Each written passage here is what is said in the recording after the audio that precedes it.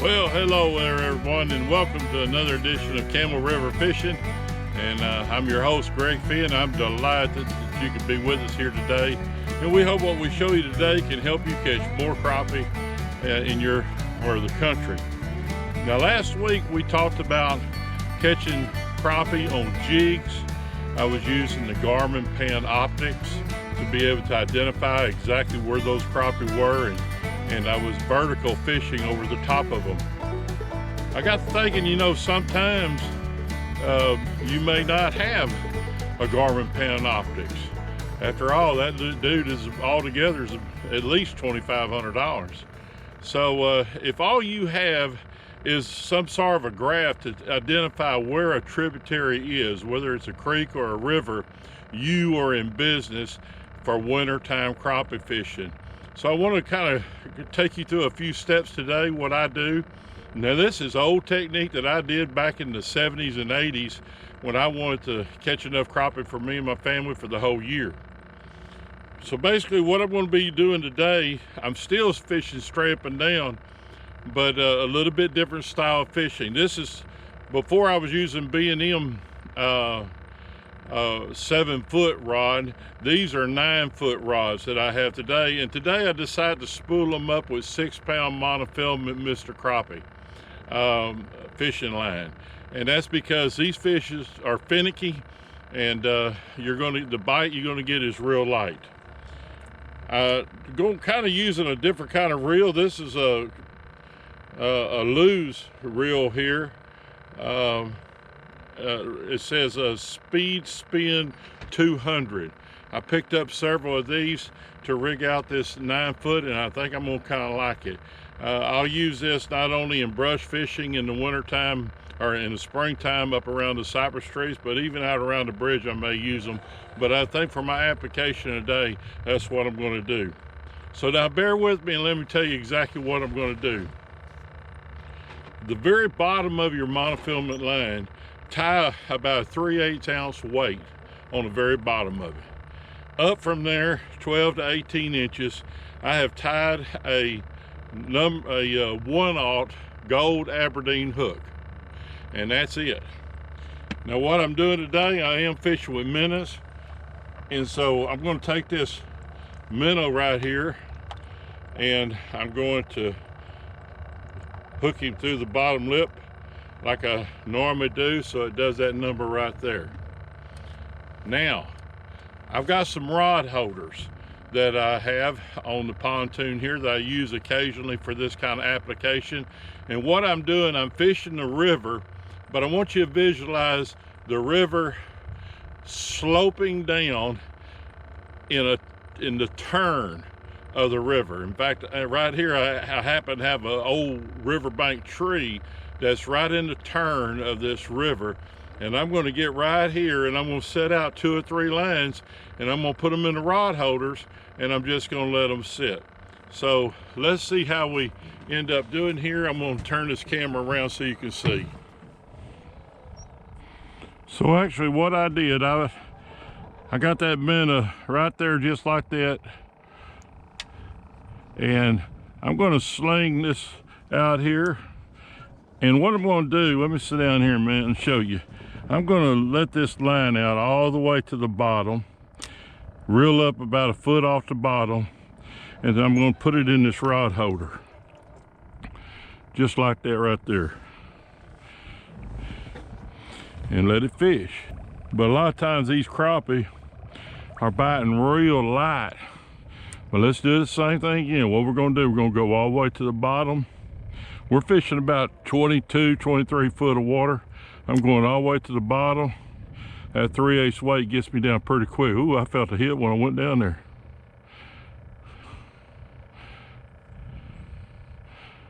Look at him, I did get a hit. That feels like something pretty good size, whatever it is, as soon as I went down there. And that's what we're looking for right there. Big old crappie. I didn't even have time to put it in the rod holder, folks. He hit it just as soon as it went down.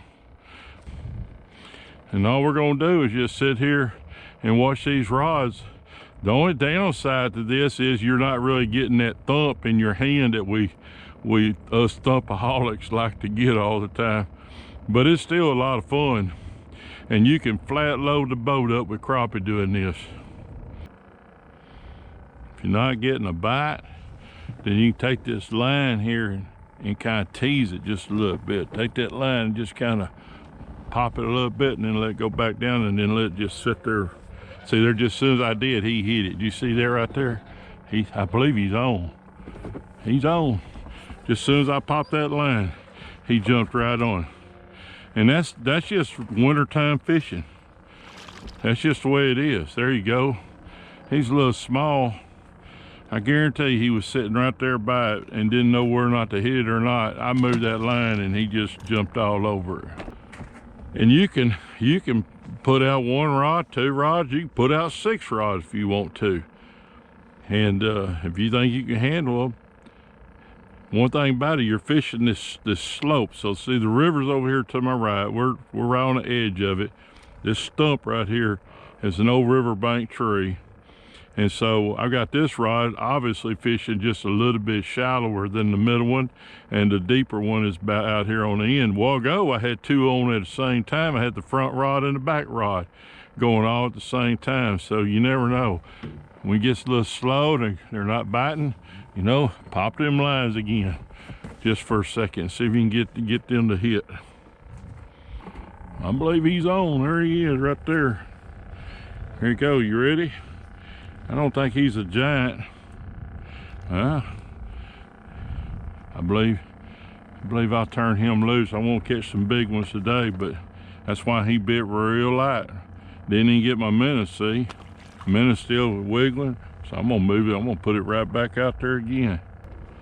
Again, I'm gonna take this line and I'm gonna move it a little bit, pop it just a little bit, see if we can get another bite. This one here did. Just as soon as I did that, I think he hit it. Looked like he did. He popped it one time, but he didn't get it. Yep, he's still messing with it. Just let him go until he's on. I believe he's on right there. There he is. Yeah, baby, that's what I'm talking about. This is a good crappie right here, I believe. Look at here. Look at here. Come on up here.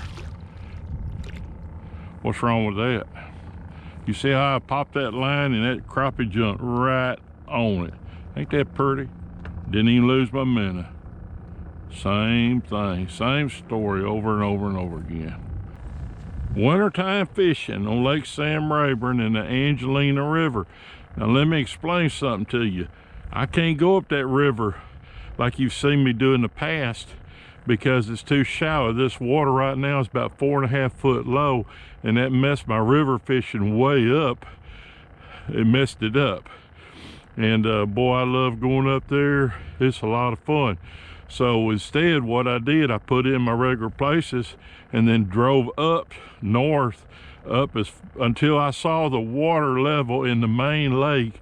When I saw it, it was running about 7 and 8 feet. That's as far up as I came. And then I went out and dropped off in the river. I've never fished this spot here in my life, but I dropped off in the river and I see this stump. It's just right on the edge of it. Starts right there, slopes right down. Put it in here, and I've already picked up 6 crappie. Well, actually, I picked up 8. 2 of them weren't big enough. Let's try that again. Little line movement right here. Pop it up and down. Just let it fish. I've got these rod holders, by the way, all the way around the boat just for this kind of stuff. I don't do it that often, but when I do, it's kind of nice to have them. This is I bought these on Amazon. You can get them. They're Wally Marshall designs this rod. Let me take this off right quick and I'll show you what I like about it. You can pop this out and take that off right just like that right there. That's what you have. But see, when I'm not using it, this doesn't ever get in my way right here. But when I want it, I turn it around, and this is the way it goes, right, just like this right here. And you can snap it in different degrees all the way around, I want it right there. Then also this little handle right here makes it where you can kind of go up and down however you want to do that too. So I have that set just like that right there. There's the one on right there. Yeah, buddy, there he is. Didn't bite very hard. Look here, I got two at a time. I got one biting that other one. I'm gonna get this one in first. I believe this one here, he might be a keeper, but I'm not gonna keep him. I'm gonna turn him loose. I'm gonna put this right here in this rod holder right now, and I'm gonna pick up on this crappie. Oh, I missed him. I sure did, I missed that crappie. That's okay. Man, this can be a lot of fun though. There he is. He hit it, and he's on. Yes, sir. Yes, sir. I don't know how big he is, but he thinks he's big. I believe he'll keep. What y'all think about that? Meantime, I got another one on this other one here. Ain't that something?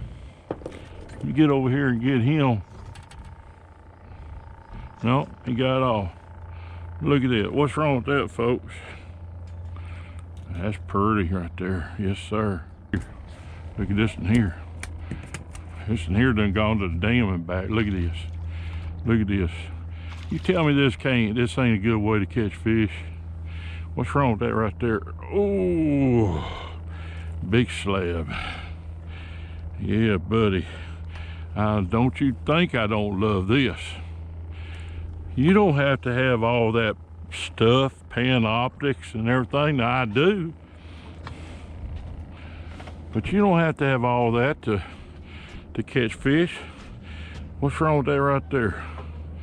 Man, that is fine as wine on a July day. And here's another one down here I missed the box with. He's almost as good. Yeah, buddy. Let's go back to fishing again. I believe he's on it. Yes, sir. Yes, sir.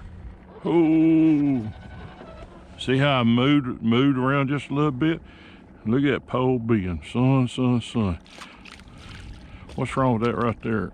Oh, I probably should have put a net on him. Oh, yeah.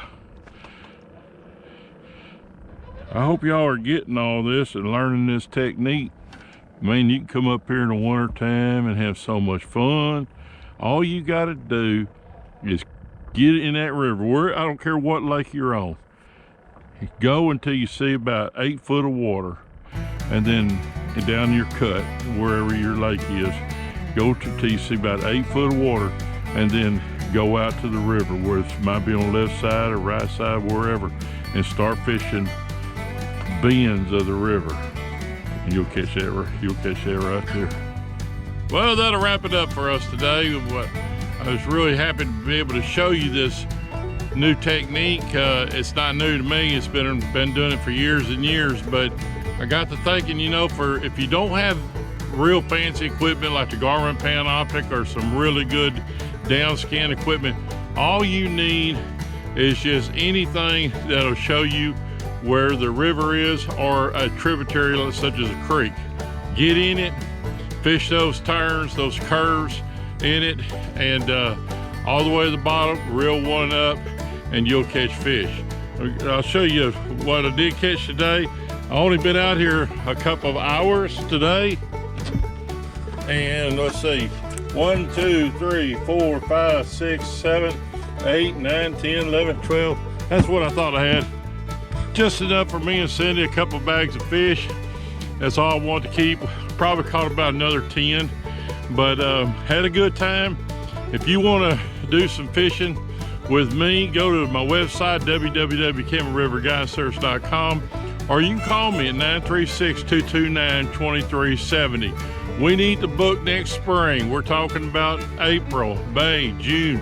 Go ahead and book it. Like I said before, if you get down to it and you can't make it or something blows up in your life, we'll postpone it. We'll move it to another day. But the way things are going right now, I'm booked 3-4 months in advance. And so I feel kind of bad for my established customers. They're always calling me, won't know, hey, when can I go? And I'm already 3 months booked. So that's just the way it is. That's life. And anyway, we love to have you. I'd love to fish with each and every one of you as much as possible. So come on out here on beautiful Lake Sam Raven in Deep East Texas. Until next time, keep your powder dry and your lines wet, and grin every now and then. I'm telling you, it's good for you. This is Greg Finn, and this is Camel River Guide Service.